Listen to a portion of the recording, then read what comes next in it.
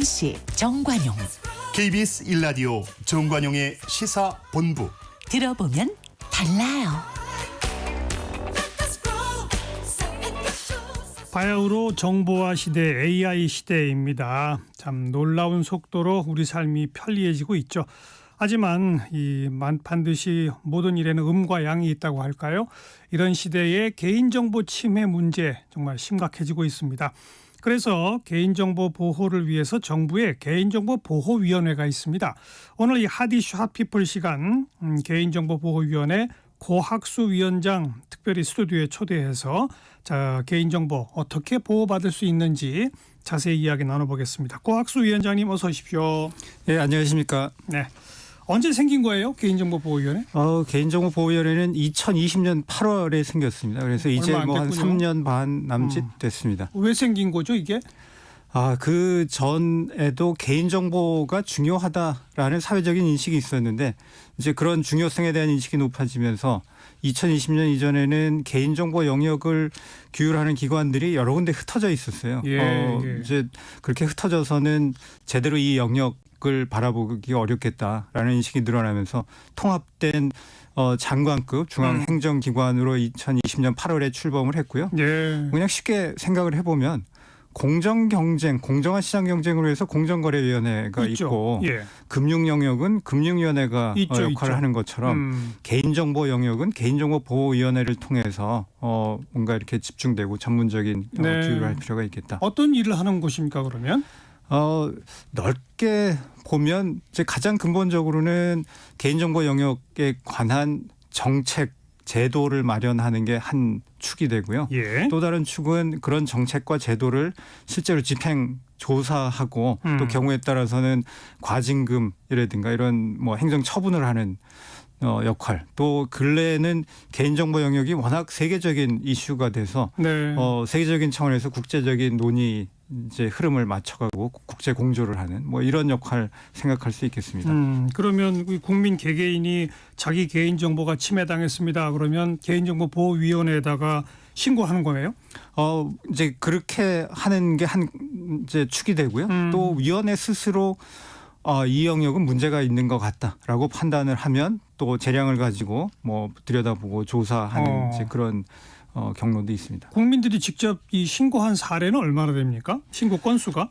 작년 한 해만 신고된 건수가 한 1,400건여 됩니다. 1,400건. 예. 생각보다 그렇게 많은 건 아닌 것 같은데. 계속적으로 이제 늘어나고 있고요. 그리고 이제 저희 위원회 신고가 들어오는 건 중에서 이제 저희 위원회 그러니까 이 1,400건 말씀드린 거는 이제 저희 위원회 관할 건이고 경우에 따라서는 단순한 이제 다른 부처가 처리해야 되거나 단순 신고 이런 경우도 있어서요. 실제로 저희가 관심을 가지고 들여다보게 되는 건 자체가 아주 많지는 않습니다. 그래서 이렇게 신고를 받으면 개인정보보호위원회가 조사해가지고 문제가 되면 처벌까지 하는 거죠. 네, 그렇습니다. 처벌로 이어진 사례는 얼마나 됩니까?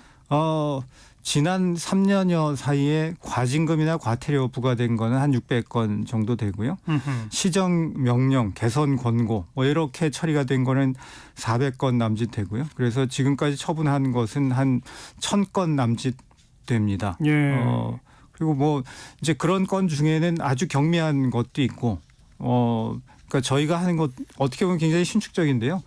아주 사소한 건에서부터 개인 간, 사인 간의 분쟁에 가까운 종류도 있고 큰 건은 가장 컸던 사회적인 주목을 많이 받았던 것은 이제 구글과 메타 두 곳에 대해서 이용자들로부터 동의를 제대로 받지 않고 맞춤형 광고를 했다라는 이제 유사한 이유로 해서 맞아요. 두 군데 합쳐서 한 1,000억 원의 과징금을 부과했던 이제 그런 사례가 있습니다. 네, 이렇게 이제 피해를 입은 사람들이 신고하면 조사해서 처분하는 이 절차가 하나 있다고 그랬고 아까 위원장께서 이건 좀 문제가 있는데 우리가 미리 들여다봐서 개인정보 침해가 없도록 사전에 조치하자. 그럼 사전에 예방하도록 유도하자. 이런 영역도 있다고 그랬죠. 예, 그렇습니다. 그래서 저희 이제 위원회가 틀을 잡아가면서 이게 사후적인 구제책도 당연히 중요하지만 사전에 뭐 치매를 예방하도록 하는 게 매우 중요하다라고 생각을 해서 이제 올해는 조사 업무 추진 방향 이렇게 해서 몇몇 영역은 사회적인 이슈의 가능성이 있어 보이는 영역에 대해서 어떤 상황인지 보고 또 경각심을 높이는 이제 그런 작업을 하고 있고요. 또 올해 들어서 이제 큰 기업에 대해서는 개인정보 보호 책임자 뭐 영어로 CPO라고 부르는데요. 이걸 의무화하고 그래서 전문성도 높이고 기업 차원의 경각심을 높이는 이제 그런 작업을 하고 있습니다. 개인정보 보호 책임자를 기업들은 의무 채용해라 이런 거죠. 그렇죠. 규모가 큰 회사들에 대해서 그렇게 하고 있습니다. 그리고 이제 방금 조사 업무 추진 방향이라고 표현하셨는데 그럼 금년에는 특히 어떤 영역을 집중적으로 조사하고 들여다볼 계획입니까? 한 이제 몇 개 3대 분야를 저희가 특정을 했는데요. 우선 이제 학원, 강습 뭐 이 영역을 들 수 있습니다. 그런 영역은 예를 들면 학원 같은 곳에서 이제 출결 체크를 하면서 얼굴이라든가 지문이라든가 뭐 이런 정보를 수집을 하기도 하고요. 그런 과정에서 혹시나 그 정보가 잘못 수집되거나 잘못 전달되지는 않는지 뭐 이런 걸 이제 들여다보는 게 한 영역이 되고요. 예약 주문 영역도 예를 들면 이제 앱 통해서 배달 주문하는데 그런 과정에서 연락처나 주소 정보가 수집이 되고 또 전달이 되기도 하는데 그런 과정을 들여다보고 또 정보 방송 통신 뭐 이 영역 또 해서 이제 3대 분야를 우선 짚어볼 예정이고요. 그와 별도로 신산업, 그러니까 뭐 가장 주목받는 영역은 AI가 될 텐데요. 인공지능 이런 몇몇 신산업 분야에 대해서도 이제 정보가 수집되고 전달되는 체계에 대해서 들여다보고 있는 중입니다. 이런 그 사전 예방에도 불구하고 실제 피해가 발생하면 우리 국민들은 어떻게 하면 됩니까? 제가 말씀드릴 수 있는 큰 두 가지 축으로 개인정보 분쟁 조정 제도, 그리고 치매 신고센터, 두 가지 말씀드릴 수 있겠는데요.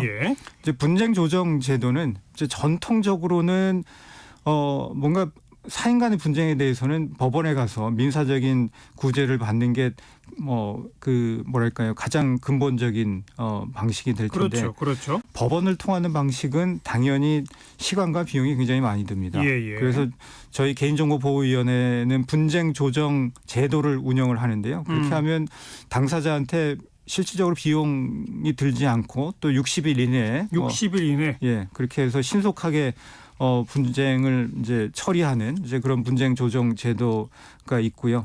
또 권리 침해가 생겼다라고 이제 판단되는 경우에 치매 신고 센터가 이제 운영이 됩니다. 그래서 치매 신고 센터에 치매 신고를 하시면 저희가 시정 조치라든가 경우에 따라서는 과징금이나 과태료를 부과하는 이제 그런 제도를 운영하고 있습니다. 그러니까 아까 그 치매 신고 센터로 지난해에만 신고된 게 한 1,400건 넘는다는 게 그거로군요. 주로 그 경로가 되는 거죠.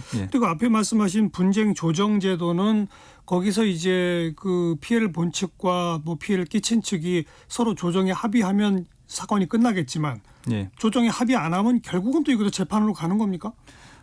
합의가 안 되면 그럴 수 있는데요. 근데 최근에 그 영역의 이제 제도가 보강이 돼서 뭐 수락 간주 제도. 그러니까 예를 들면 분쟁 신청이 됐는데 그냥 무시하는 경우도 과거에는 있었는데 무시하면 이거는 분쟁 조정 제도에 참여하는 걸 수락하는 것으로 본다라고 하는 이제 그런 식의 또 사실 조사권이라든가 이래서 저희 위원회가 이제 진행하는 분쟁 조정 제도의 실효성을 높이는 그런 제도들이 이제 작년 가을에 훨씬 더 이제 강화되는 제도들이 들어왔습니다. 그래서 실효성이 높아지고 있습니다. 알겠습니다. 어떻게 이용하면 됩니까? 아마 홈페이지를 이용하시는 게 가장 편한 방법이 될 것 같은데요. 저희 개인정보 분쟁조정위원회 홈페이지가 있습니다. 또 이제 치매 신고는 개인정보 치매 신고센터 홈페이지가 있습니다. 그래서 인터넷 검색을 하셔서 그 홈페이지 방문하셔서 신고하면 가장 편리하실 거고요. 또 뭐 전화나 우편으로 신청하는 것도 가능합니다. 전화는 몇 번으로 하면 됩니까? 국번 없이 118. 로 이제 치매 신고를 하실 수 있습니다. 118. 알겠습니다. 요즘 그 해외 직구들 많이 하잖아요. 알리, 테무 뭐 이런 이 해외 쇼핑몰 특히 이게 중국 쪽이라서 더 걱정이 되는데 그 해외 쇼핑몰에 의한 개인정보 침해 우려가 없습니까? 침해 우려가 있죠. 그죠. 예, 사회적으로 관심도가 최근 몇 달 사이에 특히 많이 높아져서요. 뭐 중국에 있는 기업들을 포함해서 외국 기업들의 경우에 이제 우리나라 국민의 개인 정보가 외국으로 넘어가고 특히나 외국으로 넘어간 다음에 또 다른 제3자한테 또 전달될 가능성도 있거든요. 그러니까요. 예. 그래서 외국에서 정보를 수집할 때 이게 적법한 절차를 거치는지 또 그 정보가 그 제3의 누군가한테 어떻게 넘어가지는 않는지 예. 그랬을 때 안전하게 처리되는 것인가 뭐 이런 우려가 이제 근래에 늘어나고 있어서 예. 그에 대해서 지금 저희 위원회가 지난 2월부터 사실은 이제 몇 달 됐는데 조사를 하고 있습니다. 그래서 아마 멀지 않은 이제 장래에 이제 저희가 조사한 거 정리해서 예. 뭐 법 위반 사항이 있으면 뭐 법에 따라서 뭐 엄중하게 조치를 할 계획을 갖고 이런 있습니다. 해외 업체들은 데이터베이스가 다 해외에 있을 텐데 조사가 가능합니까? 강제 조사가? 조사가 사실 가능하고요. 뭐 그 조사하는 과정 중에 사실은 조사의 가장 큰 부분은 질문이 됩니다. 그러니까 서면 질문이 되는데 질문을 얼마나 꼼꼼하고 날카롭게 하냐에 따라서 그 이제 대응하는 방식 저희가 이제 파악할 수 있는 것들이 상당히 있고요. 네. 그래서 외국 기업들도 사실은 국내 기업과 동일하게 개인정보보호법 적용 대상이 됩니다. 특히나 예. 한국의 소비자를 대상으로 재원화 서비스를 제공하면 이제 당연히 적용 대상이 되고요. 그리고 저희가 4월 초에는 이제 아예 이제 그에 뭐 집행의 실효성에 관해서 혹시나 의문이 있을 수도 있기 때문에 예. 해외 사업자가 국내에서 서비스를 제공할 경우에 개인정보보호법이 어떻게 적용되는지에 관한 안내서를 아예 별도로 마련해서 배포한 바도 있습니다. 하긴 아까 소개해 주신 대로 구글 메타도 1,000억 원 과징금 했으니까 예. 거의 대표적인 해외 업체 아닙니까? 예, 그렇죠. 그거 예. 가능하군요. 예. 자, 그리고 이게 작년에 챗 GPT 등장하면서 AI가 아주 이슈인데 이 개인정보보호위원회도 AI 관련된 여러 정책을 지금 준비하고 계시죠? 네, AI 그렇습니다. 이 시대와 개인정보 어떤 관련이 있는 거죠? 그 이제 지금 시대의 AI는 사실은 뭐 어떤 데이터를 확보해서 개발을 했냐 하는 것이 가장 중요한 관건이 됩니다. 그럼요. 그래서 가장 넓게는 AI 모형 개발을 위해서 인터넷 공간에 있는 데이터를 긁어와서 학습 데이터를 만들기도 하고요. 예. 또 그런 과정에서 개인정보가 같이 수집이 되기도 하고 뭐 예를 들어서 의료 영역의 AI를 든다라고 하면 환자의 엑스레이라든가 CT나 MRI 뭐 이런 영상 데이터가 굉장히 중요하기도 합니다. 그런 많은 영상 데이터를 보면 볼수록 더 빨리 진단할 수 있겠죠. 빠르고 정확한 그러니까요. 성능 지표가 높아지게 예. 예. 되는 것이고요. 그래서 그런 점에서 아주 근데 그 엑스레이 사진은 누군가의 가슴 사진이란 말이죠. 그렇죠. 개인의 민감한 정보인 거죠. 그렇죠. 그런데요. 그래서 그런 양질의 학습 데이터가 필요한데 양질의 학습 데이터는 지금 말씀하신 대로 개개인의 중요한 정보, 민감 정보인 경우가 많고요. 그렇죠. 그래서 결국은 인공지능을 위한 그 학습 데이터에 있어서는 핵심적인 데이터는 개인정보인 경우가 많습니다. 네.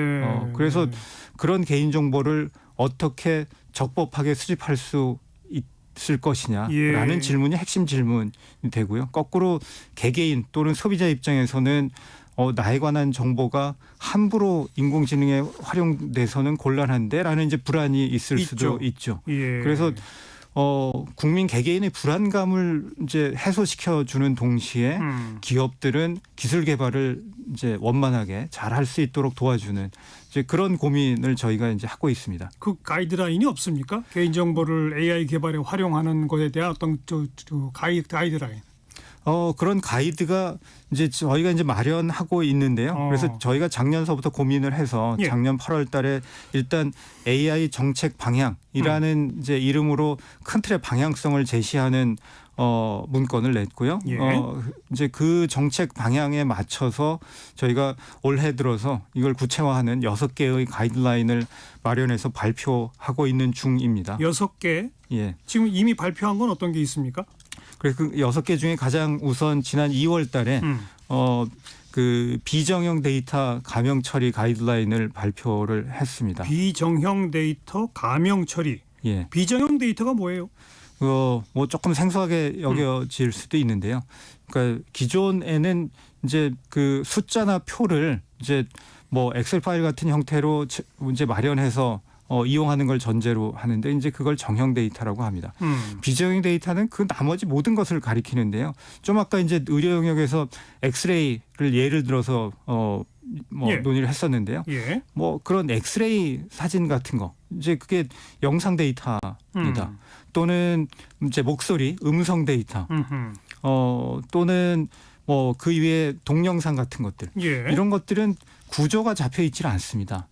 이제 그런 것들을 다 이제 묶어서 이제 통칭해서 비정형 데이터라고 부릅니다. 그래서 사실은 인공지능 개발에 있어서는 과거에 조금 더 수월하게 이제 진행이 됐던 정형 데이터에 비해서 압도적으로 비정형 데이터가 중요하고요. 예. 그래서 비정형 데이터에 관한 가이드라인을 지난 2월 달에 냈습니다. 그리고 뭐 그 이외에도 그러니까 그런 예. 각종 비정형 데이터는 이게 누구 것인지 모르도록 예. 감형으로 처리하도록 하라 이거죠. 네, 그렇습니다. 너무 상식적인데 그게 그동안 이게 없었어요?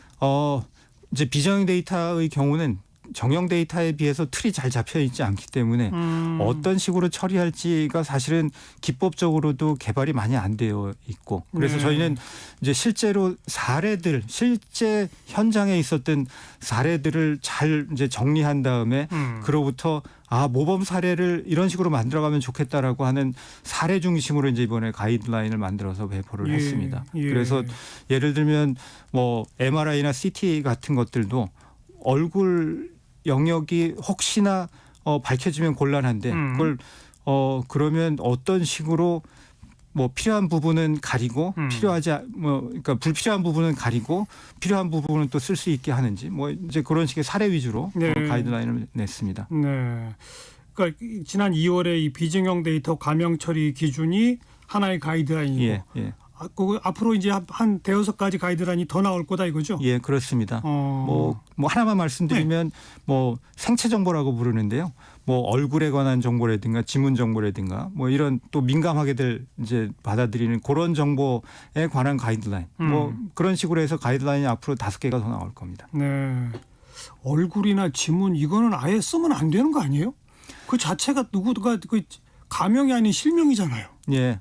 그 지금 딱 말씀하신 대로 얼굴 정보는 굉장히 민감성이 높은데 다른 한편 예를 들면 자율주행차를 개발하는 맥락이라든가 또는 건물 출입이라든가 이런 맥락에서는 또 얼굴 정보의 중요성이나 활용도가 또 굉장히 높습니다. 있어야 되죠. 예. 그래서 굉장히 통제된 환경에서 함부로 그런 정보가 그 전달이 되거나 활용도가 지나치게 높아지면 안 되기 때문에 꼭 필요한 상황에서 통제된 특정 환경에서 목적하에서만 사용하도록. 예, 그리고 이런 통제된 거군요. 환경에서 예, 그렇게 쓰는 이제 그런 방향으로 이제 가이드라인을 준비를 하고 있습니다. 하긴 생각해 보니까 저도 헬스클럽 들어갈 때 제 얼굴만 이렇게 탁 비추면 그냥 들어가거든요. 예, 그럴 땐 필요하네요 또. 예, 예. 예. 자, 그럼 이제 이미 벌써 많은 AI 서비스가 이루어지고 있는데 지금 이제 6개 가이드라인 예정하고 계신데 하나 나왔고 예. 좀 있으면 이제 두 번째 나온다는 얘기고 예, 5월 중에 아마 두 번째 나올 겁니다. 이게 다 나오기 전까지는 무슨 대안이 없어요? 저희가 이제 그 가이드라인을 쭉 마련하는 거하고 별도로 사전 실태 점검이라는 이름으로 예. AI 영역을 들여다보고 있고요. 예. 그 중에는 이미 이제 그 이번 달에 그 이제 국내외 주요 AI 서비스 예를 들면 오픈 AI라든가 구글이라든가 메타 또 한국의 네이버 뭐 예. 이런 회사들을 상대로 사전 실태 점검을 한 바가 있고요. 또 그 주요 기반 서비스 로부터 응용 서비스를 내는 사업자들에 대해서는 뭐 조만간 예. 또 사전 실태 점검을 해서 지난 이제 4월 달에는 이제 그 저희가 보기에 뭐 완벽하진 않지만 뭐 전반적으로는 이제 괜찮다. 다만 몇몇 영역은 개선이 필요해 보여서 개선 권고를 내린 바가 있습니다. 개선 권고? 그건 그냥 단순한 권고예요? 개선 안 하면 어떻게 됩니까? 뭐 개선을 이제 시한을 정해 놓고 그 시한 안에 어떻게 구체적으로 개선할 건지 저희 위원회에 이제 보고하도록 했고요. 저희가 보고 내용을 보고 예, 예. 이거는 이제 여러 기업들에 대해서 전반적으로 본 것이기 때문에 만약에 앞으로 혹시나 조금 더 구체적인 문제의 가능성이 보이면 뭐 그중에 개별 기업이나 개별 서비스에 대해서 추가로 들여다볼 가능성은 열려 있습니다. 네. 이게 결국은 개인정보 보호는 그 기업이 우선 앞장설 수밖에 없잖아요. 기업이 해야 되는 거잖아요. 요즘 그 이런 쪽을 다루는 기업들의 인식도 이 개인정보 보호 꼭 지켜야 된다라는 인식이 좀 고조되고 있습니까? 뭐 중요한 지적을 하셨는데요. 저희가 그 지난 2, 3년 사이에 그런 노력을 굉장히 많이 했고 기업들도 전반적으로 인식도가 높아지고 있습니다. 그리고 한 가지 좀 전에 말씀드렸던 것 중에 하나가 개인정보 보호 이제 책임자를 규모가 큰 또는 개인정보를 많이 다루고 있는 회사들에 대해서는 이제 이번에 의무 채용. 때문에 그래서 회사 안에 그런 뭐 전문가가 있고 그 전문성이 높아지고 하는 이제 그런 과정 통해서 뭐 중요성에 대한 인식은 더욱 높아질 거로 기대를 하고 있습니다. 그렇군요. 근데 이제 성인들은 개인정보 침해 문제에 좀 민감해서 조심들도 하고 그러는데 특히 아동이나 청소년들이 문제잖아요.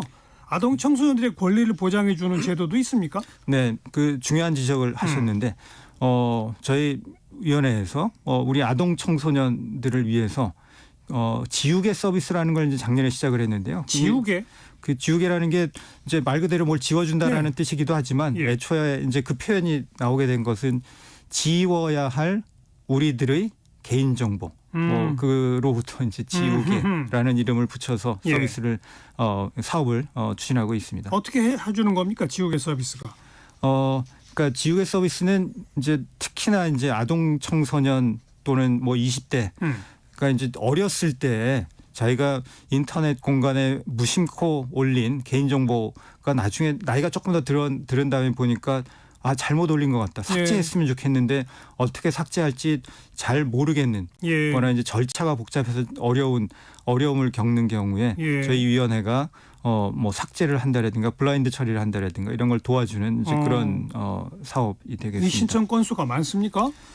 작년 4월에 시작을 했는데요. 작년 그 4월 이후로 연말까지 10,000건 넘게 신청이 됐고 또 올해 지금 뭐 4월까지 5,000건 넘게 또 올해에만 신청이 왔습니다. 그래요. 그래서 그런 관심들이 있는 것 같고요. 저도 어디서 이렇게 들어본 것 같은데 어린 시절에 여기저기 막 댓글 많이 달잖아요.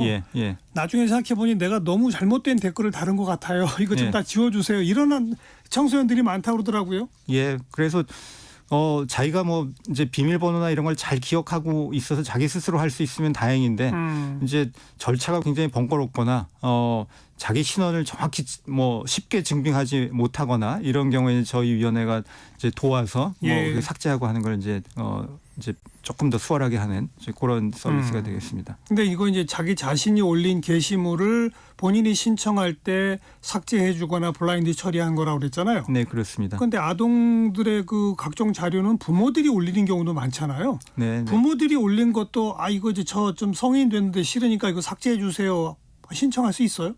그거는 지금은 안 되고 있습니다. 안 돼요? 그러니까 부모가 올리는 것은 이제 쉐어렌팅이라는 영어 표현을 이제 쓰고 하는데 이제 쉐어렌팅을 포함해서 제3자가 올린 이제 나에 관한 정보 이런 것들은 이제 또 논란이 될 가능성이 있고 이제 어떤 경우에 어떻게 처리할지에 관해서는 저희 위원회가 좀 고민을 하고 있는 중이고요. 그래서 뭐 그거는 추후에 제도 정비를 하도록 고민하고 있습니다. 국민들 말고 기업을 위한 제도는 없습니까?